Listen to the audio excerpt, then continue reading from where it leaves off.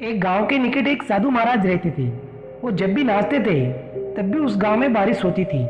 इसलिए जब भी गांव के लोगों को बारिश की जरूरत होती तब वे सारा गांव इकट्ठा होकर साधु महाराज के आश्रम में जाते और हाथ जोड़कर उनसे अनुरोध करते कि वो नाचे। और जब भी वो नाचने लगते तब बारिश जरूर होती। फिर कुछ दिनों बाद शहर से 4 लड़के गांव में घूमने आए और जब उन्हें ये बात पता लगी कि किसी साधु के नाचने पर बारिश होती है तो उन्हें यकीन नहीं हुआ और वे अपनी पढ़ाई लिखाई के घमंड में उन चारों ने पूरे गांव को चुनौती दे दी कि हम भी नाचेंगे तब भी बारिश जरूर होगी, और अगर हमारे नाचने पर बारिश नहीं हुई तो उस साधु के नाचने पर भी नहीं होगी। फिर अगली सुबह पूरा गांव इकट्ठा होकर उन चारों लड़कों को साथ लेकर साधु महाराज की कुटिया पर पहुंचे और वहां पहुंचकर गांव वालों ने साधु महाराज को उन चारों लड़कों की सारी बात बताई। और फिर दोस्तों उन लड़कों ने नाचना शुरू किया। पहले लड़के ने नाचना शुरू किया, आधा घंटा बीत गया। फिर पहला लड़का थक कर बैठ गया पर आसमान में बादल तक नहीं दिखे। कुछ देर बाद दूसरे लड़के ने नाचना शुरू किया।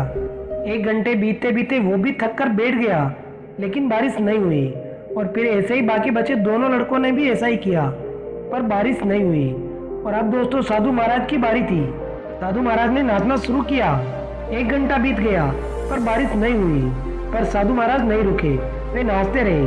नाचते नाचते 2 घंटे बीत गए लेकिन बारिश नहीं हुई। 4 घंटे बीत गए पर बारिश नहीं हुई। लेकिन दोस्तों साधु महाराज भी रुकने का नाम तक नहीं ले रहे थे। और ऐसे ही दोस्तों धीरे धीरे शाम ढलने लगी और तभी उन सब ने देखा कि आसमान में बादलों की गड़गड़ाहट सुनाई देने लगी और कुछ ही देर में जोरों से बारिश होने लगी। और ये देखकर वो चारों लड़के दंग रह गए। और फिर दोस्तों उन चारों ने साधु महाराज से क्षमा मांगी और उनसे पूछा कि बाबा भला ऐसा क्यों कि हमारे नाचने पर बारिश नहीं हुई और आपके नाचने पर बारिश हो गई। तब साधु महाराज ने कहा कि जब भी मैं नाचता हूँ तो 2 बातों का ध्यान रखता हूँ।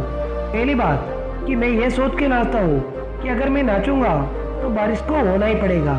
और दूसरी बात यह है कि मैं तब तक नाचता हूँ जब तक बारिश हो नहीं जाती। और दोस्तों सफलता पाने वालों में भी यही गुण विद्यमान होते हैं और वो तब तक उस काम को करते रहते हैं जब तक वो इस काम में सफल नहीं हो जाते। इसलिए दोस्तों अगर सफलता प्राप्त करनी है तो इस साधु की तरह अपने लक्ष्य को प्राप्त करना होगा।